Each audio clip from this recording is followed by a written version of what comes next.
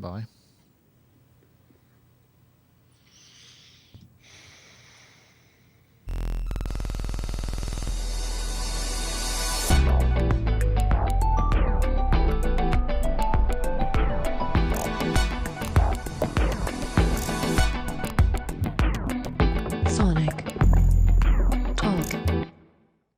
Hello, everybody, and welcome to Sonic Talk number 396. Today we are 24 hours late. Yesterday my daughter was performing in a sort of local school thing, so I felt I had to go to that, obviously, and I thought, what's a day amongst friends? So I hope you didn't get up in the middle of the night or anything too drastic to watch us yesterday, because there wasn't. Although I did play out a few treats, because I got back to the studio in time to just sort of throw a little bit of exclusive video up, but that was it. So. But that was fleeting. That's what we call just live. There was no stream of that, but that will be up soon. So I want to say thank you very much to everybody for joining us this week. Thank you to the ever-present fulsome chat room. Always nice to see you, as ever. And also thank you to our panellists. I want to say thank you to our sponsors. Sponsors, of course, are iZotope. We've got a winner of last time's competition, which is a copy of Breaktweaker, and we've also got a copy of Iris 2 to give away, so you'll have to stay tuned for that.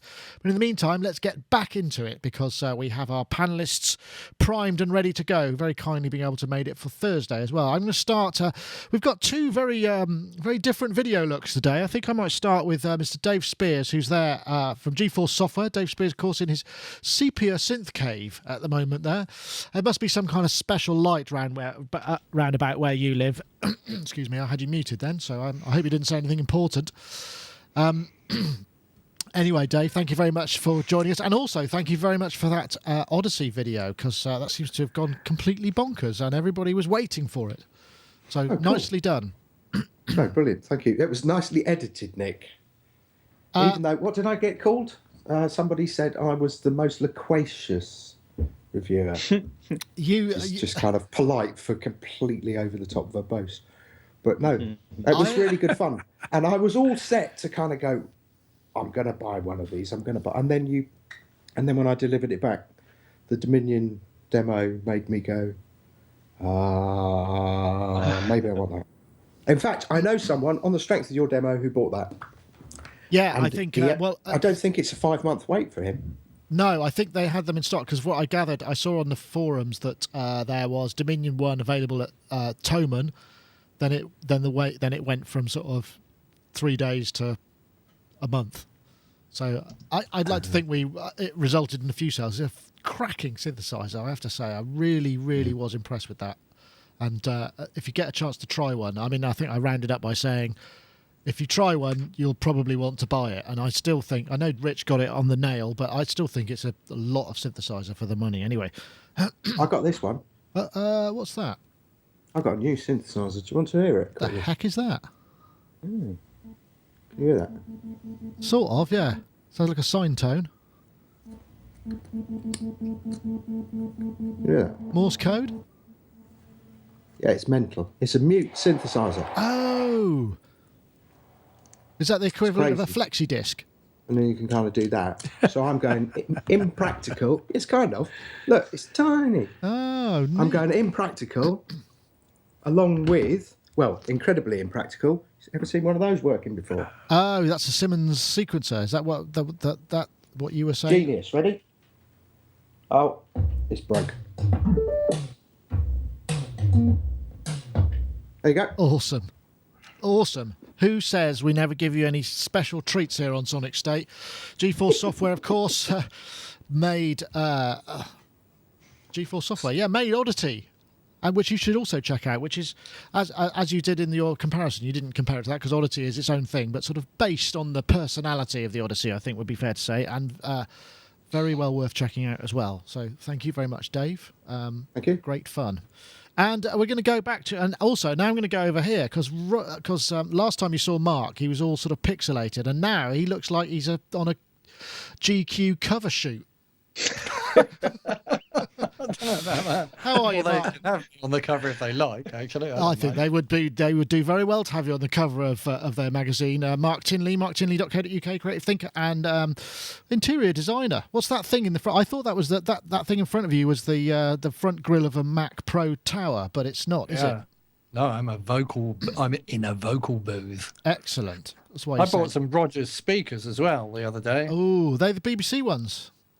And I put a 909 through them and blew them up. Oh. I think they predate the 909 by maybe a few years, and they couldn't cope with it, and they started going. Oh dear! You turn them up to. They do. That's the thing with old speakers. They sound lovely, but they're not very. They don't. Sounded lovely. Well, one of them still sounds lovely. The other one now sounds.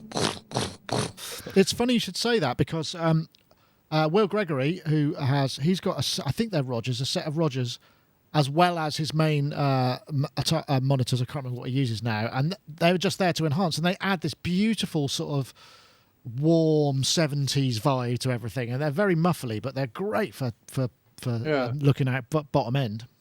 Well, I'm sort of using them as speaker stands for my little M Audio BX5, which is sort of works. Now the BX5s are at head height, so theoretically they should be better. And I'm going to try the IK Multimedia ARC thing. And the room I've correction. got that already, but I'm going to do a different, try ARC 2 on it and see if that works. Because, of course, you've just moved house, so you're still setting up all of those things like your creative spaces and what have you, right? But I'm more busy mending the front door, actually. But that's another story. And the garden, and all those. And all of those things that one has with a new house. Anyway, Mark, thank you very much for joining us. Very much appreciated. And now I feel like I should go to, let me see if I'm going to go, I'll go to the right, where we have Mr. Rich Hilton. This is on my notional celebrity squares grid that you can't see in the real world, but my guests will know what I'm talking about. Rich Hilton, of course, keyboard player with Chic and also Nile Rodgers studio guy, and working on stuff. Got some stuff coming out. How are you, Rich? Very well, thank you. Very well. Good. Busy. Yeah. Busy. There's a lot going on. Next week it all kicks in. When because presumably you're really involved, you're really closely involved with this release. I mean, compared to, let's say, something that you might be working for somebody else, where maybe it's a NAR production and, in work for hire, is there more that you have to do? Are you doing all of those kind of formats and things that you have to do now more so, like different versions, edits, different EQs for various formats, that sort of thing? Or is it pretty much business as usual? There tends to be more stuff to deliver, but it's somewhat easier to deliver it. Right.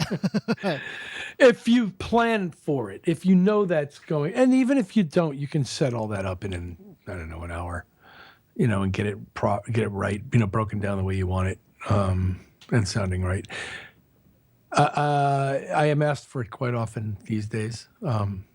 Now, to be fair, I didn't mix this record, so right. I don't know what they asked those guys for, but I can imagine because I know what they're asking people for in general these days, right? Which is things broken out in all kinds of different ways. And I'm just between you, me, and everybody who's listening, not that big a fan of trying to reconstruct a mix with stems. I'm just not.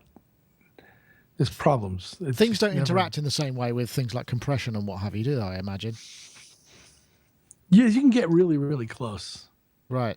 You really can. And I understand why we do it and everything else. But if people had just invented 25 years ago a DAW that reads other people's DAW formats and translates it successfully into their own, we wouldn't be talking about any of this crap. I feel your pain, Rich, but thank you very much. Yes, I can understand how that's an issue. And, of course, we have Mr. Gaz Williams, gazwilliams.me, professional bass player, music technologist, and successful, worldwide recognised pocket operator series. Because we did the pocket operator series. That was, we finished that in the week of last time's show, didn't we? That's right. Yeah, great. Really enjoyed doing that and seeing the response has been great fun. A lot of people cancelled their orders after watching those reviews, but I reckon I'm sure there were more orders too. Probably be more people that will be ordering them for sure.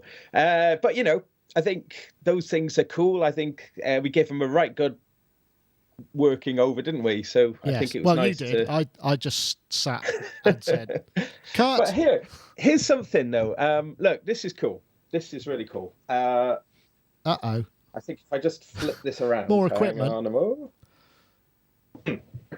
It's so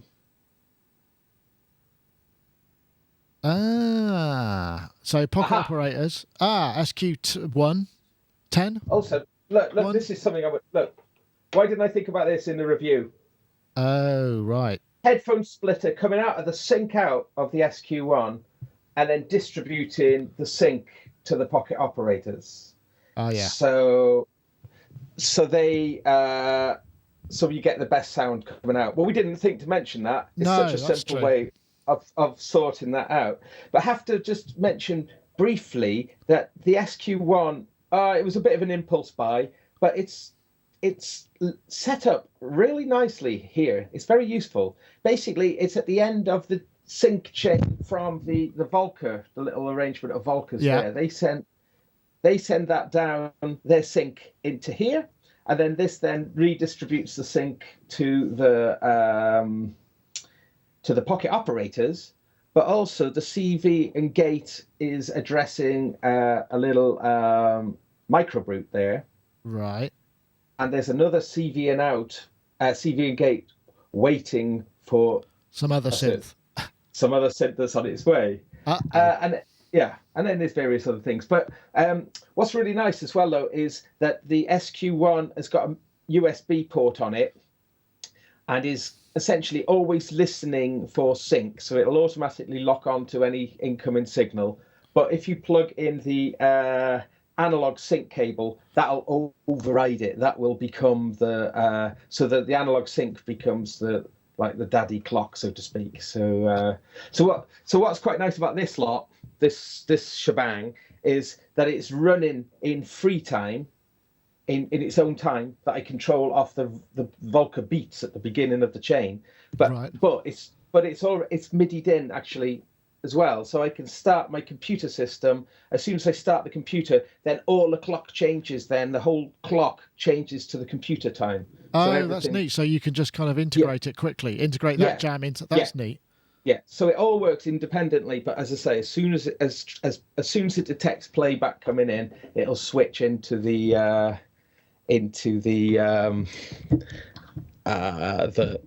computer's timing. Neat. And the strike effect, which will be returned soon, is I've been sequencing that with the SQ-1 as well. Which, nice. I think the thing. Sorry, go, Mark. The SQ-1 I remember many years ago when I was trying to make these CV gate things talk to each other, that the Roland things wouldn't talk to Korg things. Is that right? And the Roland were volt. Yes. Octave, No, the Korg were volt hertz. The SQ-1, I can tell you this. The SQ-1's got some other really cool features. One is it'll do hertz volts or volt per octave switchable on each A and B row, so you can have one or the other or a mixture. And also it'll take a USB MIDI input and if you just have it in standalone mode, and it'll play, and you can use it as a MIDI to CV 2-channel, I think. Is that right? 2-channel MIDI to CV. Yeah. You know, so it's basically it's a really useful Swiss Army knife. Yeah, absolutely. Yeah. And that's absolute bargain. Wow. Yeah, it's cool. And I think when I got it, I didn't think it was going to be quite as useful as it is. And it's actually been, I was up till 4:00 this morning, just grooving on this setup, you know. And that was largely locked on to the SQ-1, really. You know, the SQ-1 was the driving force of the whole thing. It was really, it's cool. Yeah, no, it is actually a very utilitarian device. I mean, I am trying to get around to reviewing it, but I've got a couple of. I've got Dave's ARP Odyssey and the Korg Odyssey here, which I'm trying to get around to doing. But what I wanted to do is get them on the scope so you could really see the difference in waveforms, because there is a difference. But my oscilloscope bonked, and now it's just set me back ages, you know. But I was trying it because Dave did such a great comparison that I thought there's not much point in me doing the same thing. So I thought, what can I do that's a bit different? And I think Mark Doty posted on when I posted it on Facebook, he said, now I'm going to have to come up with some other way of doing it. Now you've done that. And I was saying, I was thinking about maybe meerkats on it, you know, so rather than a cat on the piano, we could have meerkat on the piano. And I think Mark Doty was talking about just hitting himself repeatedly in the nether regions with a synthesizer to kind of give his review a slightly different flavour to the rest of us, you know. So, so see what you've done there, Dave. You've created a real challenge for the rest of us now. He's raised the bar. Raised the bar, yes, exactly. So there we go. I think we have some topics, but good grief. Let's have a look what any of them are. Ah, this was one that you spotted, Rich.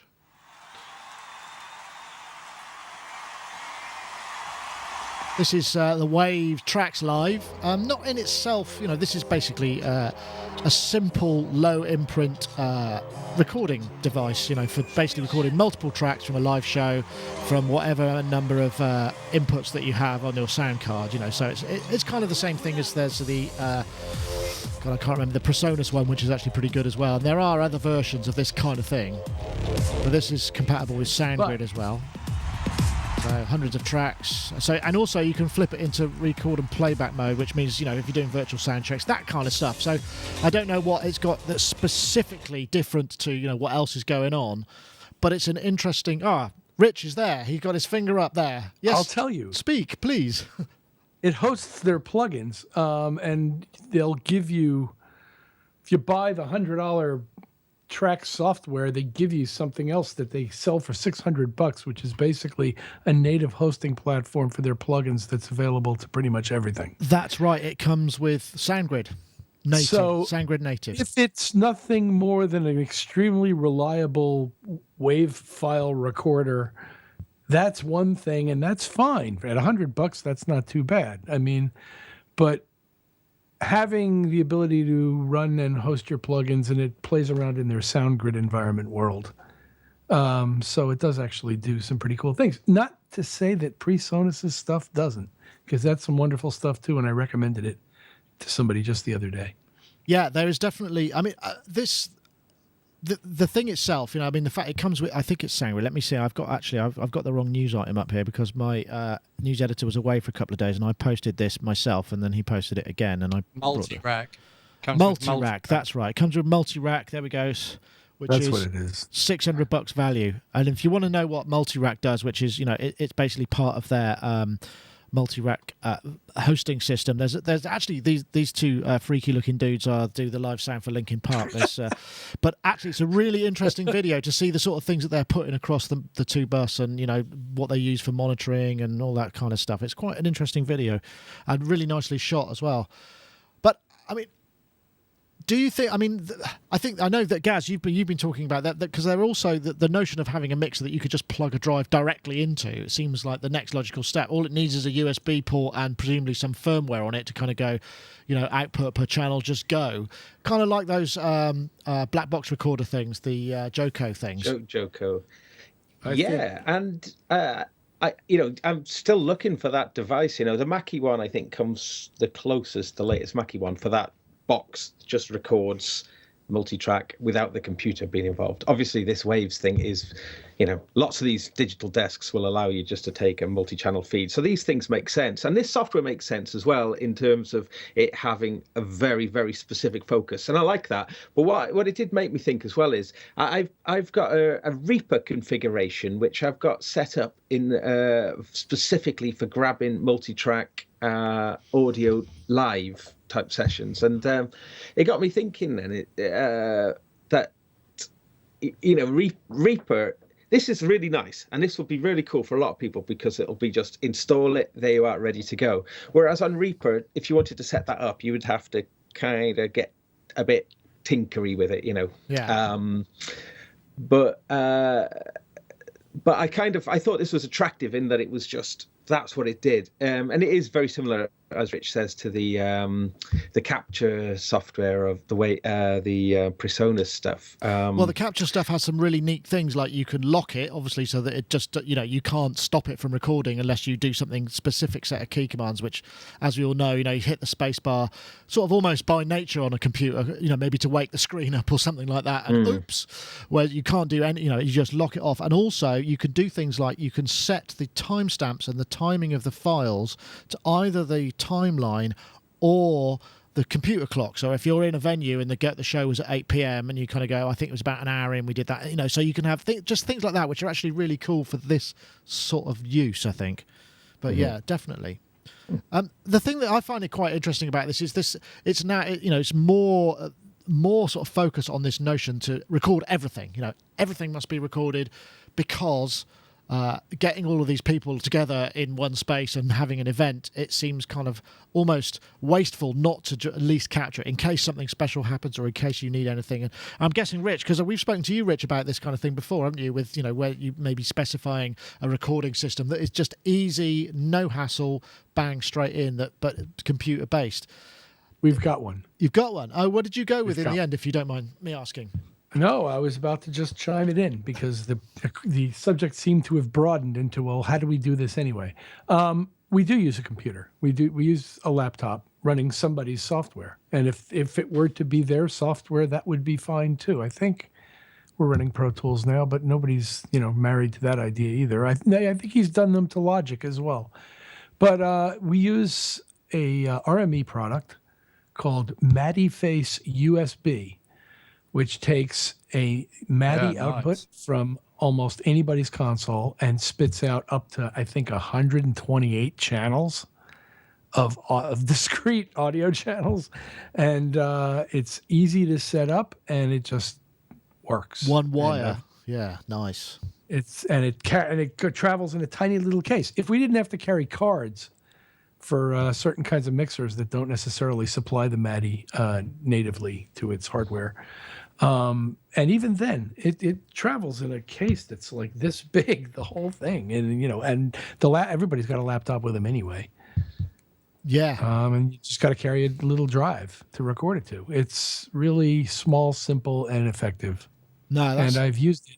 I've used the results, and it works great. I've used the results and merged them into existing recordings. Oh, neat.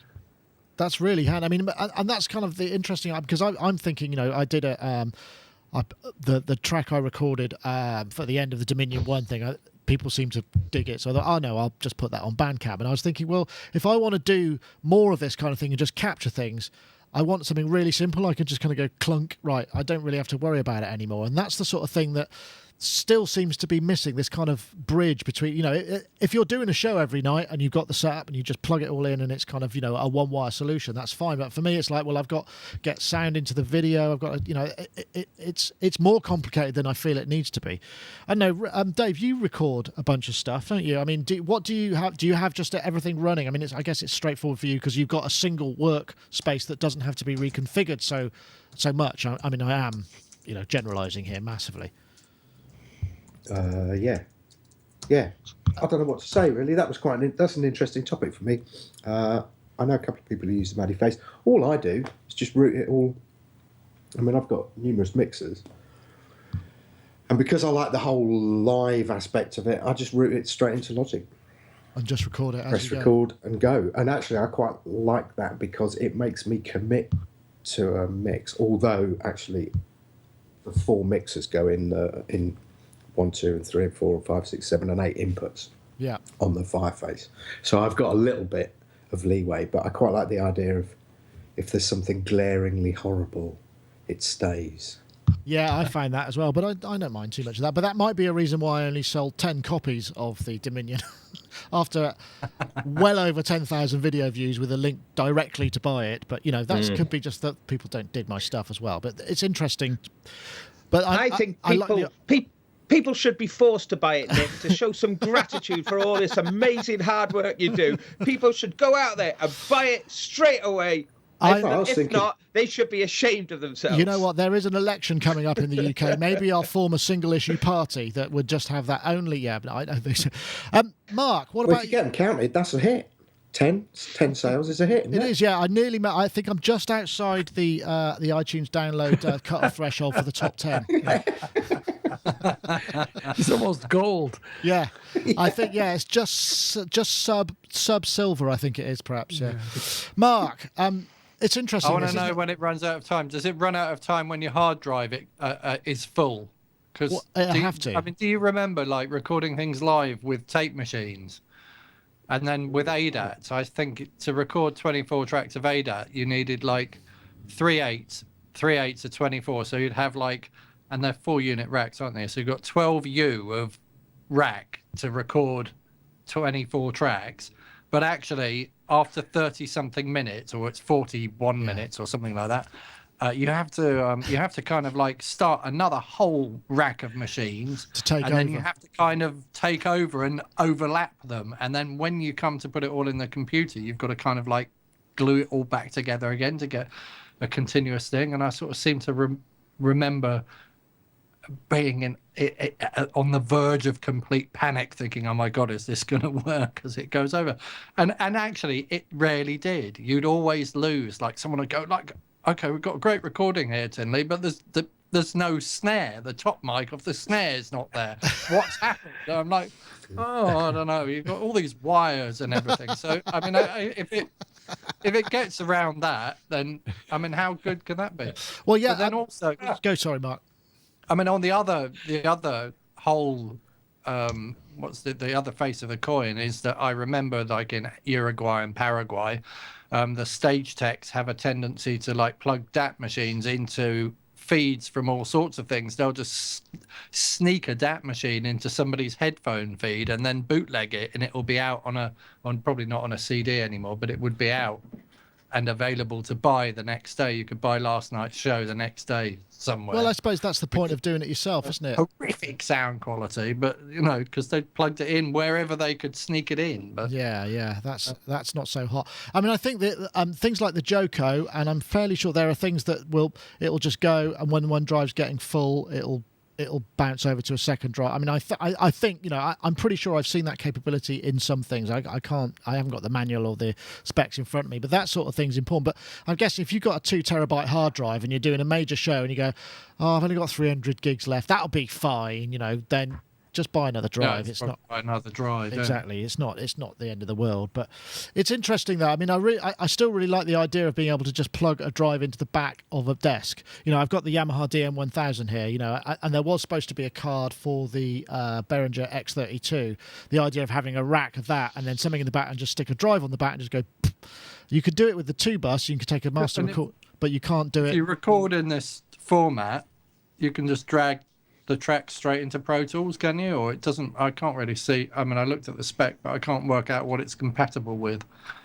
I believe it's all major formats. Yeah, broadcast WAV, I'd imagine. You know, it's no great difficulty. Yeah, it's probably a good idea. I like the idea of getting something for nothing. So if you're going to get $600 worth of plugins free, then you know, can't go wrong, really, can you?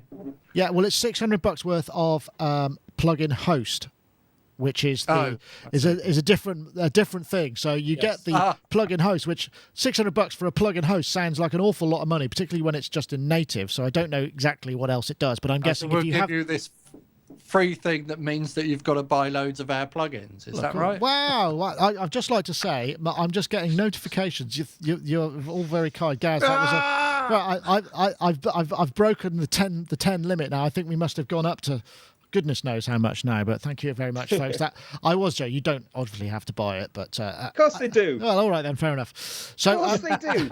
But come on, 65p. I tell you what, if that hasn't sold like 100 copies by the end of today, yeah.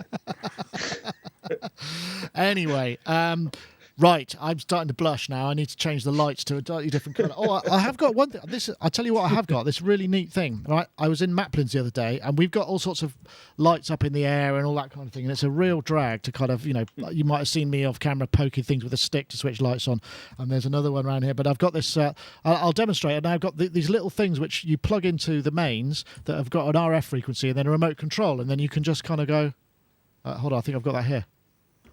Is that going to? Yes, there we go. Hey, because ordinarily I have to go anyway. 20 quid from Maplin's for a set of 5. That's absolutely brilliant. So we should do an ad because there was more stuff I wanted to talk about on the kind of recording front, but I think the ad is probably more important, seeing as they pay our way, and iZotope are much appreciated as sponsors. So here we go. Let's see if it will play. Probably not after all that. Here we go. Yes, I think we're talking about Iris 2 again this week. 11 gigs of sample library to get you started. That's all the packs you used to buy separately. So now Iris 2 is obviously with the... Oh, gosh, that's a bit loud. Sorry, excuse me. You could use 24-bit WAVs. You've got 4 samples deep. You've got all these modulation possibilities, 5 envelopes, 5 LFOs, plus 8 macros. Allow you to do all sorts of modulation, morphing, intuitive spectral selection tools, as we've seen on the iZotope technology in the past. Allows you to select all sorts of portions of waveforms. And there's a whole bunch of really... I hesitate to use the word fat, but fat analog waveforms in there, which results, when combined with the actual master multimode filter, some really nice and very analog sounding sounds, as well as all the other crazy stuff you can do with the Iris engine. So if you're looking for something that's kind of going to supercharge your synthesis and allow you to throw pretty much anything in there in a WAV format, check out Iris 2, iZotope.com/Iris, a 10-day free trial, as with all of their stuff. Well worth it. And you may remember we did actually run a competition last week. We asked you to tweet because they would give, there's a special discount, which I think ends today. Is it the 12th today? No, yes, the 12th. So you've still got a bit of time. There's $100 off the Breaktweaker. Breaktweaker, we ask you to tweet out Breaktweaker win to @SonicSteak and @iZotope Inc. And we have a winner. His name is Mike Benson, and he also added the comment, "You guys totally tech. See how I substituted tech in place of rock there. You also rock too." I thought that's the sort of thing we totally appreciate. That's awesome. Thank you very much. And you are now the proud winner of Breaktweaker. I will get the iZotope Fairy to fly over to your place and drop it down the chimney or whatever into your email inbox virtually. So thank you very much, Mike Benson. The Twitter handle is, now see if I can read this, it's @Michael2Pointo. So if you get in touch and let us know what your email address is, we can make that happen. So thank you very much. And we've also got a competition this week to win Iris 2, the subjects of our ad. So Iris 2, you can win. We're looking for the hashtag morphing modulation. I come up with other ones, but sometimes they've got too many letters close to each other, so it ends up being kind of difficult to read. So I thought morphing and modulation was a kind of straightforward one word. You tweet that to iZotope Inc. and @SonicState. So basically, if you send this out, the hashtag morphing modulation, to @iZotope Inc. and @SonicState, you get entered automatically. But as we know, there are 140 characters. I'm not sure how many characters are there, but you could probably fill the rest of them up with something amusing and witty that we all can enjoy and read. So if you want to win iZotope Iris 2, well worth it. The odds are good. I'm not that we aren't a fabulously popular podcast, but we're not talking thousands of entries, so the good chance that you're going to get something there. 117 characters. Thank you, Rich. That's very kind of you too. Did you count that up quickly? 117 characters. Spare or there already? It's the contents of the chat room is what I was saying. Okay. Thank you very much. Anyway, 117 characters. Excellent. Oh, that's true. Gosh, very nicely done. And the chat room get a little. I feel like the guy on. I don't know if you remember as when we were children, there was a link between all the kids' programs after school, and there was this puppet character in the UK called Gus Honeybun, and he would read out letters and birthday messages and show pictures from kids who wrote it. But also he would turn the lights out as a special treat. So I'm going to do that right now. There we are, just as a special treat to the chat room. Replaces our tumbleweed moment that we used to have. So anyway, thank you very much, everybody. Thank you very much, iZotope, for sponsoring the show. We do appreciate it, and do check out their products. Right, I'm going to go back to On Piste, because we got some other things as well. Oh yeah, this was something that was it you found, Gaz? Yes, here we go. Check this out. This is an Atari emulation called Myst, running on a separate not board. an emulation. Not an emulation. No. Well, the emulation runs on the hardware. So the hardware will run an Amiga. It will run, and as this is someone running Cubase, which I'm looking at that and I'm thinking, God, I spent I don't know how many thousands of hours in front of that screen, and that looks really awesome. And this is just running on this board here. But this is the one that's actually got you can get a little MIDI addition to it as well. So you get the MIDI ports from the original Atari ST. And you download the operating system image onto an SD card, and then you've got access to, you've got USB ports and what have you. And this is currently playing. And there was another one that I saw earlier of them running a Mega ST simulation, which run a much bigger screen and more hard drives. This is basically what we're talking about. This is Myst is on sale. I think I've got a picture of the actual. So this is the board.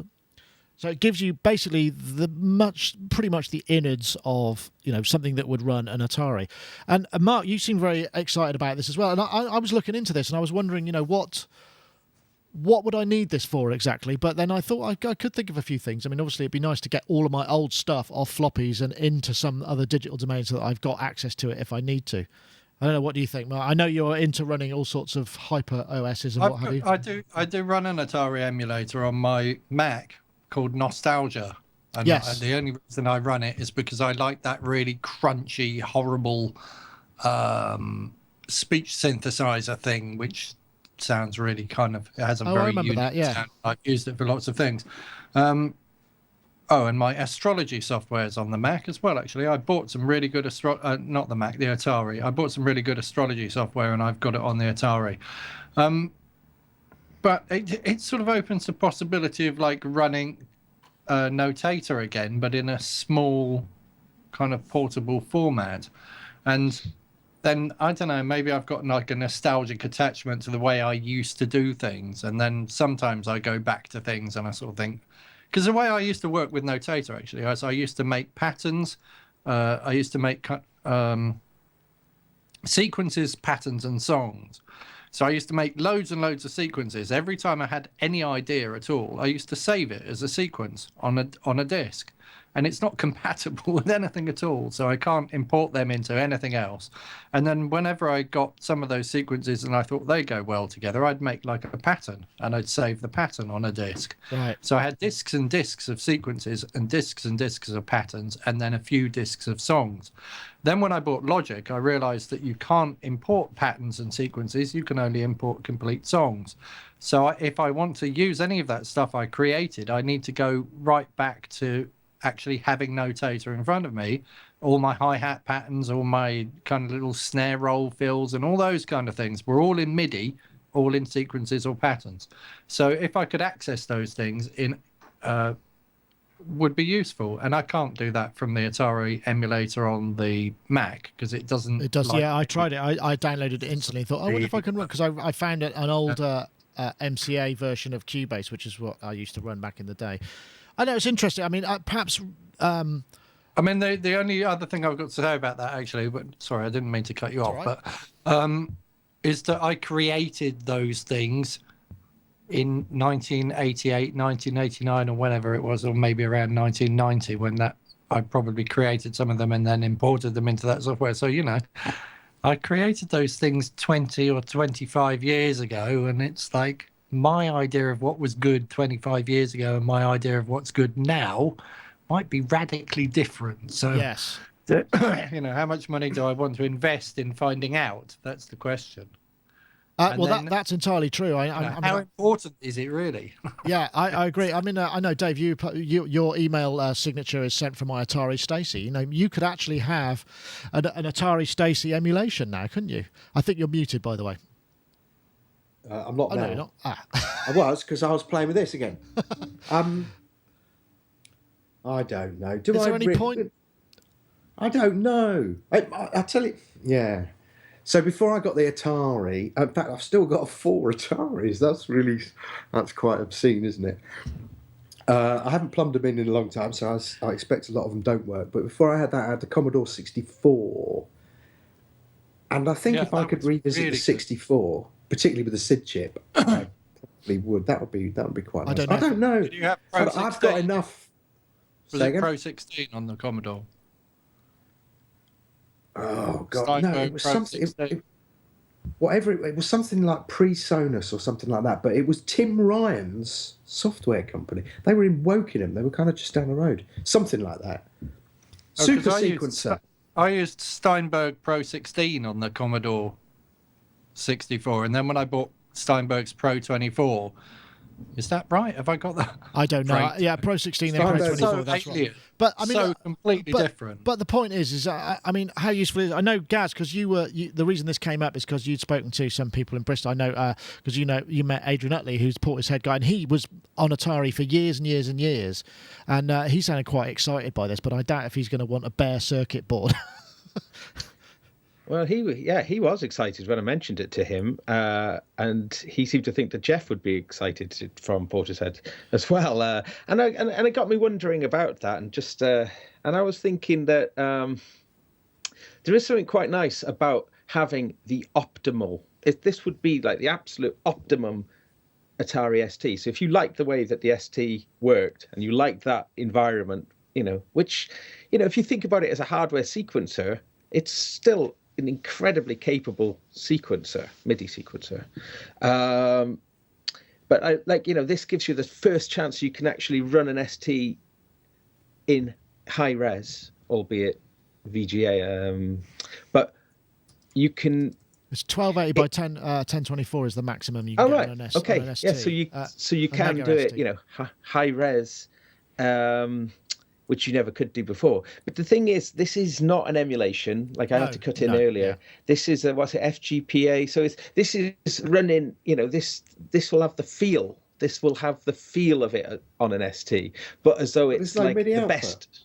No, there is. You can get a MIDI output board for like $20, 20 euros, cool. and it just sits on the. In fact, I've got the expansion slot here. Sorry, Gaz. Yeah, carry on. Yeah. So I mean, I guess there's an issue about the software license. I just don't know about that. Who knows? It may have expired by now.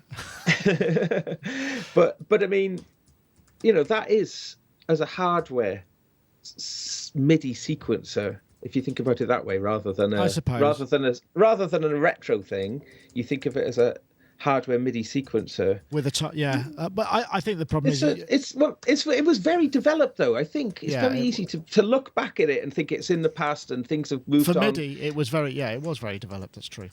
You know what? If somebody gave me one of those Atari mouse now, I think I'd just smash it. Do you remember that massive clunky thing that you? Yeah, but that's the thing. This has got USB ports on, so you could have a really nice, comfortable mouse and keyboard. This is the thing. It's not like, this is what makes this attractive. It's not like going back to that thing, that big clunky mouse, and this. You could put all the best peripherals into it, or whatever you want. Assuming you can find the drivers, that is.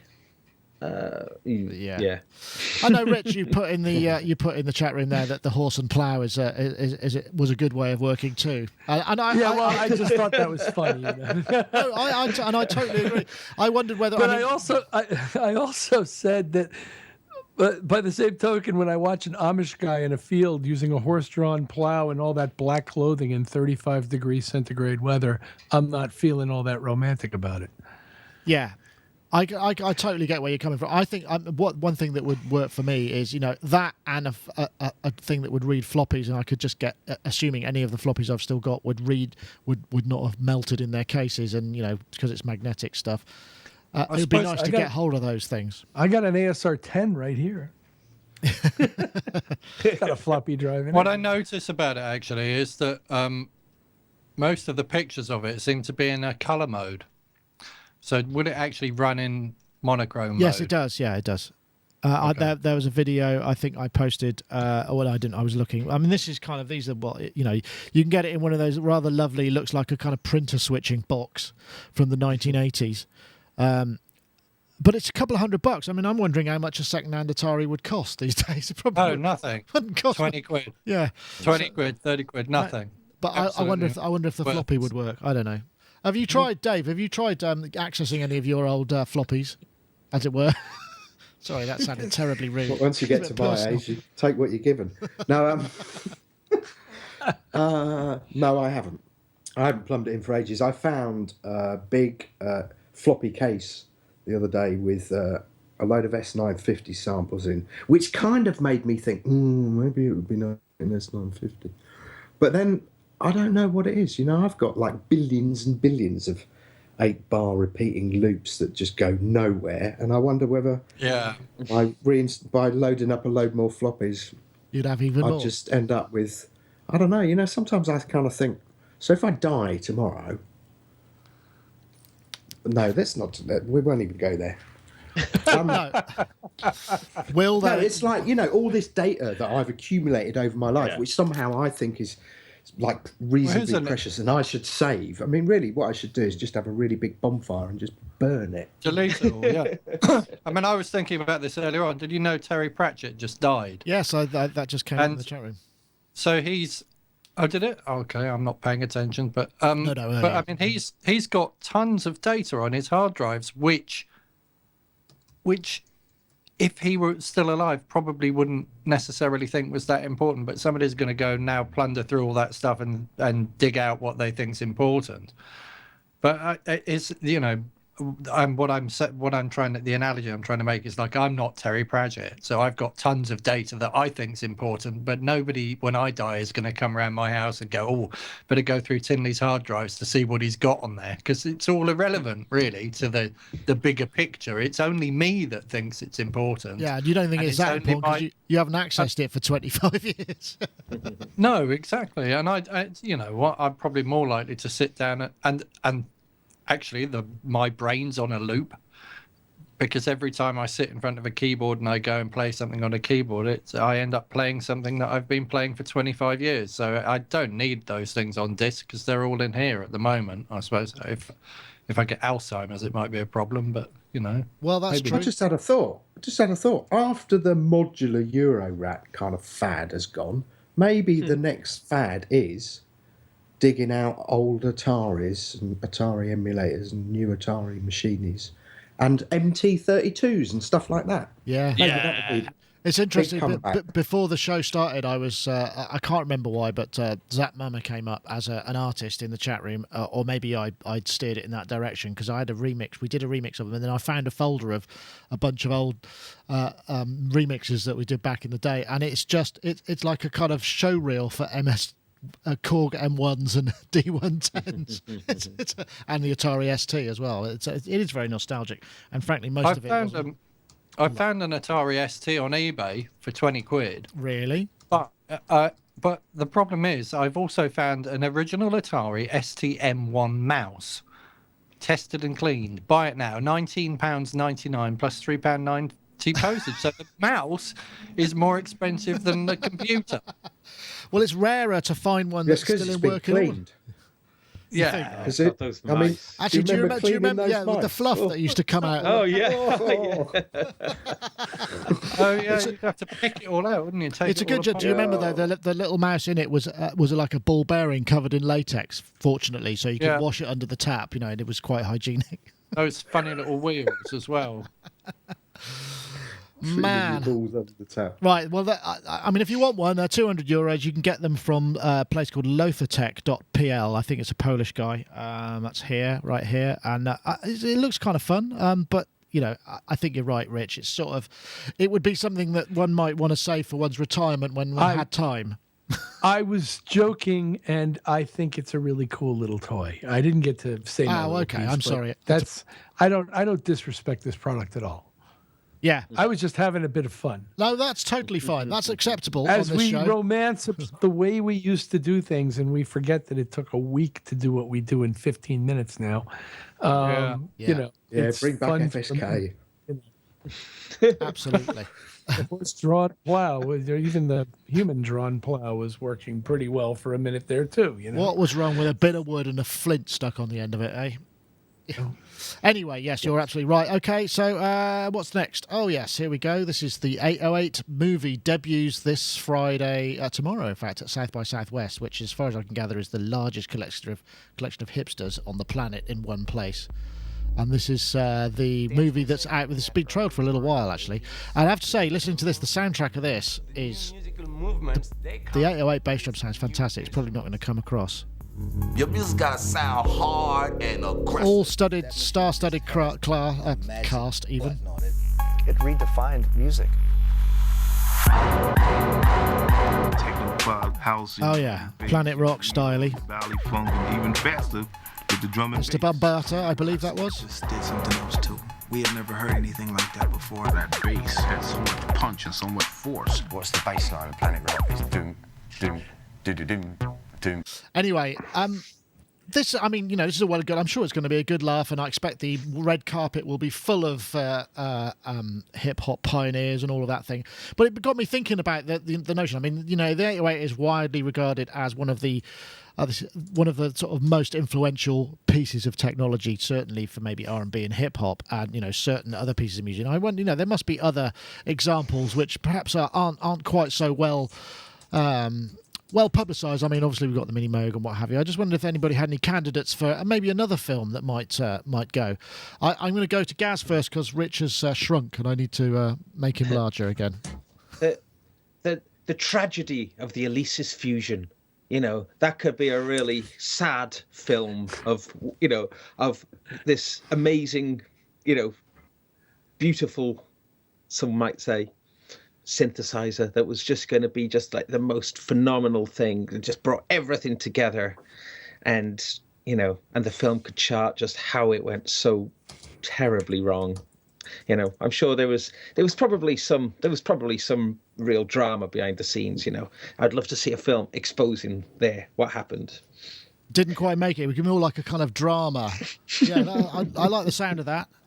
Dave, I'm sure you must have a candidate or two that you could consider for not a.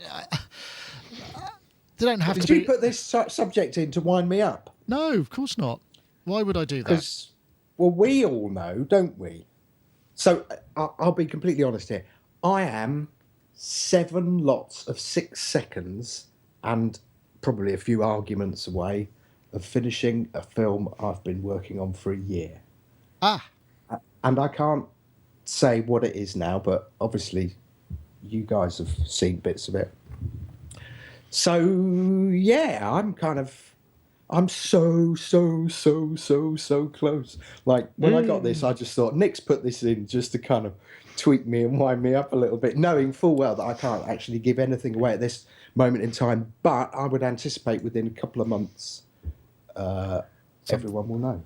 Excellent. And there has been so much, I've had so much help from amazing people that I hope, if there's like a fraction of the love that I've been given from all of the people who've helped, if that translates to the final thing, I'll be quite happy. So yeah, but I'm going to say no more other than that. Okay, well, that's fair enough. Mr. Richard Hilton, influential technology, musically speaking, in a movie format. If you could just have the kind of outline, just give us a synopsis. The elevator pitch. I don't know if I have any big movie ideas, but I will talk about the promo for the movie that we were just looking at, because the 808 wasn't invented for hip hop. No, it exactly. Just worked out that way. It had existed for a year or two before hip hop even appeared. It was a cheesy accompaniment machine, wasn't it? The first most notable use of it in recording that I can call people's attention to is the early Phil Collins solo work, In the Air Tonight and this stuff like that. He was using it right from the jump, and I had one in right when they first came out, and they're wonderful machines, don't get me wrong, and I respect every single one of those guys who loves it on that film and everything else, but I just hope that the historical record is preserved in terms of the telling of the machine, and that the romance of all of these wonderful guys who used it does not end up overshadowing the evolution of the machine and the music as a result of its significance. I think part of the reason it's maybe so legendary is because it's one of those things that's been so hard until recent years, shall we say, where we've had much higher sample rates and what have you. It's been so hard to capture the essence of it. I remember, for trying to sample 808 bass drums, and it was just pointless back in when you had 900s and what have you. You just couldn't get anything close to it, could you? Really? And that was the whole sort of notion of it. I know. Mark, I'm imagining, there might have been call for 808, maybe more 909 when you were sort of doing stuff, but 808 stuff, 909 probably superseded it fairly quickly in terms of a harder sound for what was happening in Europe and the UK, perhaps. I don't know, actually. I mean, I'm a punk guitarist, first and foremost, I suppose. Actually, no, I'm a rock guitarist. I was into Led Zeppelin, and I kind of slipped out of Led Zeppelin. Which question am I answering?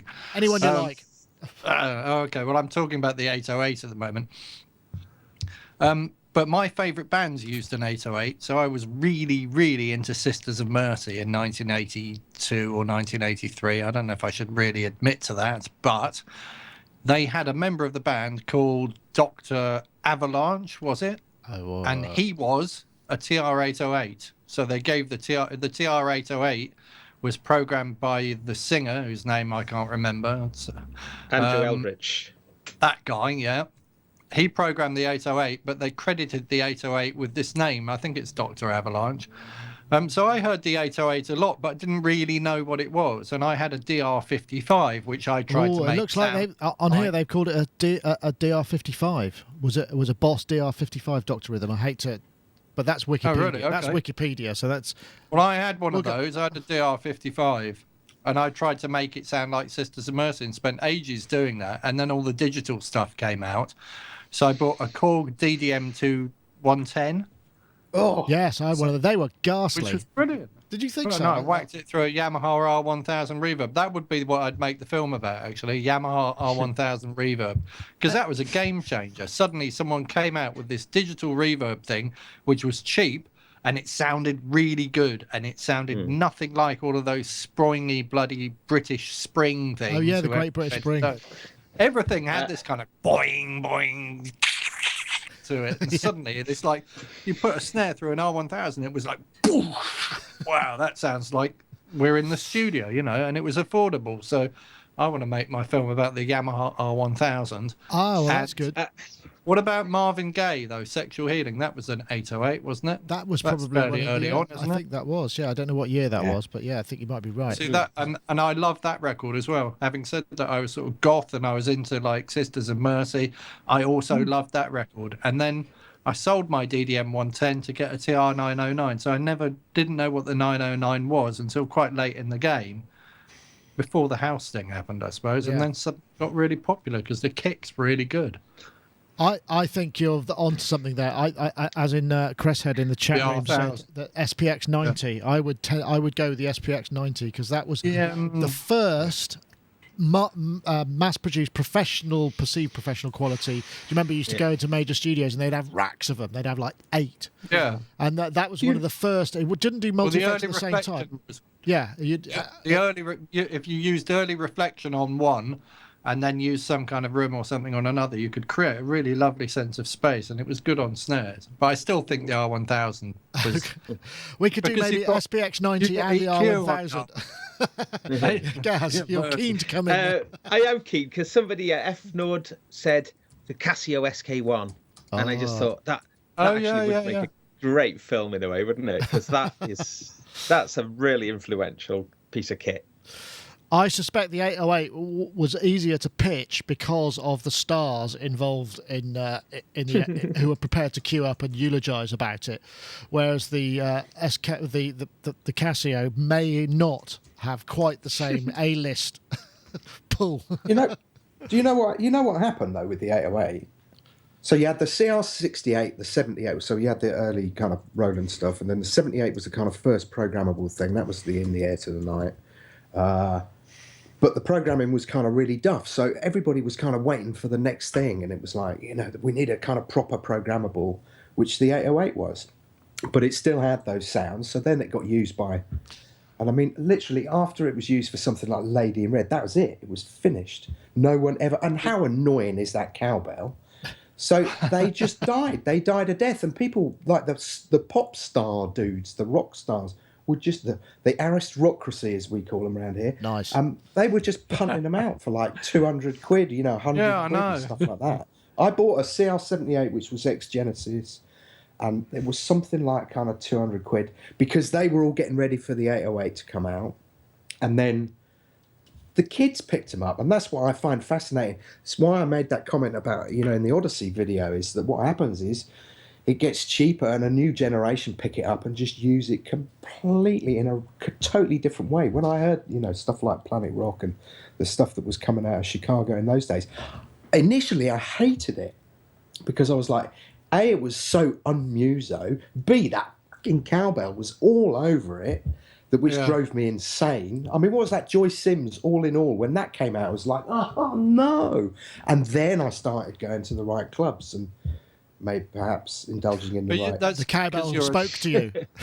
That's because you're a the drummer, cowbell's always irritated the crap out of me. But I love this idea of somebody, this younger generation with none of this kind of old baggage, just going, how does this work? And just kind of punching stuff into it and going, that sounds cool. Whack the tempo up. I can dance to it. And that was always our joke back in the day. You know, because, you know, like Bath, I grew up in an area where there were loads of rock stars. Every time I'd go down to the studio and they'd play me something, it was like, flip it on 78, I might be able to dance to it. And that's where all of this came from. Maybe true. There you go. Historic lesson. Yes, thank you very much. Yes, Cowboy, I'm just trying to, 30 years from now, Slapat says in the chat room, Rhythm Wolf the movie. That'll be one to look forward to. Perhaps doesn't have quite the same pedigree yet as the 808, but there's still plenty of time. You know, we've got another 30 years that we could wait before it becomes a classic. Who knows? But anyway, if you want to see it and you are in South by Southwest, good luck to you. And as I said in my article, I think better take some sandwiches because I heard the food queues are enormous down there. So it's on at the where was it? I've got it here. It's on at the Alamo Lamar, 1120 South Lamar Boulevard, which I don't know if it's a public thing or whether or not, I imagine they've sold out, but I think you can go and hang out in Austin and see bands and stuff. But if you want to go to the show, the minimum price is $900. You know, it's quite a chunk of change to go down there and party for a week. And I'd imagine with all those cocktails, you're going to rack up a hell of a bill, and probably some sort of Medicare is going to be required at the end of it as well, just to sort of maybe transfuse your blood or whatever it is you might need to do to clean yourself up after such an experience. I've never been, but I would quite like to go, but perhaps not this weekend. Yes, what's the time? It's 5:10. I think that probably that means we've kind of used the topics that haven't been hanging around at the bottom of the list for weeks and weeks. But I want to say thank you very much to everybody. Thank you very much to our sponsors, iZotope. If you want to check out the iZotope Iris 2, go to izotope.com/iris and you'll be able to download a 10-day free demo. Or alternatively, you can enter the competition. I think I've said that before, but I'll say it again.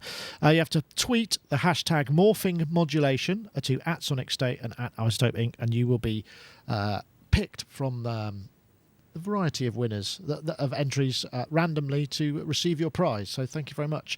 And also thank you all my guests for joining us. We'll start over there with Mr. Rich Hilton in sunny, not snowy anymore, or is it cleaned up and spring-like yet? It's melting. Hooray! Does that mean we got mudslides to look forward to? Just a lot of water around. Fortunately, the nights haven't been cold, so it hasn't been freezing, but there's still plenty of snow out there. It's just melting.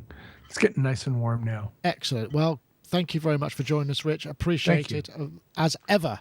And also Mr. Mark GQ Tinley there over in Glastonbury. Thank you very much for joining us as well. Much appreciated. I'll launch my own perfume later on this evening. Your own essence. Yes, what a fantastic idea. Actually, did you... because you're Sonic State aftershave. How about that? We could do that. Aftershave, after show. Excellent. We can do, there's all sorts of word punnery we can do on that. But your bandwidth is much better this week. I know what you've done, but it worked, whatever it may be. I don't know what I've done either. They did say on their thing when we signed up that it would take 2 weeks to stabilise. God knows why. So maybe we've stabilised. They've analysed your traffic and allowed you to have Skype calls. Yeah. Anyway, Actually, thinking about it, our son's been banned from his computer this evening because he did something naughty earlier on. So maybe that's it. Maybe that's possible. Him watching videos is what throws it out. So it could be. It could be. Anyway, Mark, thank you very much for joining us. Oh, you're very welcome. Much pleasure. And also Dave Spears over there in his Sepia Synth Cave. Thank you very much for joining us too. Look, it's modular. Well, it's not really modular, but it's sort of modular. Oh, you get this weird little thing, and then you can kind of poke that in places and make... Do you know what they do? Not really. There is an instruction manual, but that's dull, isn't it? Really? What's the... what out of interest, has it got some kind of known synth chip in there, or is it, is it just a something like, Don't know. Do you know who made it? Press these buttons, and you get a constant note, and then you press that one, and it goes... It's like a not-so-pocket operator. It's mental. I like it. Do you know who made it for them? Because they had somebody. Oh, that's. There you go. That's a hit right there. Quick, Yeah. I'll capture that. I'll stick it straight on Bandcamp. Put it on a floppy. So, did you know who made that for them? Did they? I don't know. Oh, interesting. No, Chris kind of handed it to me the other day and went, yeah. And I went, wow. Hold on! I've got a late comer for the piece of for the film, the Tascam Porter Studio. Now that was revolutionary. That's a good call. Yeah, good call there, good Sonic call. 176. Very good call. Anyway, but yes, thank you very much. And we'll say goodbye to Mr. Gaz Williams, who's there in Bristol in his bass garret, as I said, basement. I can't remember what I called it. Question, just see if anyone can help me out. With the SQ-1 driving the Micro Brute, sometimes it works and sometimes it doesn't work. Meaning, at the moment, I can play it if I hold the keys down. Yeah. But it won't play without the keys pressed down at the moment. But sometimes it does. Sometimes it works. What am I doing wrong? It might be to do with the gate length, because there's a gate knob on the SQ-1, which I noticed when I was driving the MS-20 desktop. If you had that in the wrong place, it would just trigger. It wouldn't trigger, or it would trigger one note as opposed to many. So it might be tinkering with that might make a difference. Yeah, okay. Because I found it really, I don't know why. Once I get it working, it seems to just keep working. But then once I stop, I haven't figured out what it is that gets it opening again. I am sending gate, and it's coming from the CV1 gate out into the gate in of the Micro Brute. Is it in sequence mode, or are you playing it note for note sort of thing? The Micro Brute. It's playing, but it's. Was that you? But, that was Dave. But it won't latch. I don't know as the answer to that. They've tried boosting the signals, so maybe it's. I don't know if you can set the polarity on the SQ10, SQ1 gate, and that might need to be set each time. I don't know. Okay. Anyway, Gaz, thank you very much for joining us. Dave's going to do something. It sounds like an animal, doesn't it? It's a buckler. The chicken. Has that got reverb on it, or have you put reverb on? Of course I've put a reverb on it. Yeah, it's the only way it's ever going to sound any good, isn't it? I'll tell you what it is. It's an EMP 100. I found it. Let's talk about 80s, piece of junk. Well, that's the reverb. It's really cool. It sounds like 80s. Yeah. It's like one of those little half-rack things. Well, there we go. Well, anyway, thank you very much. Thank you very much, everybody, sponsor-wise and everything else-wise. I'm now going to fade to black, and we'll see you all soon.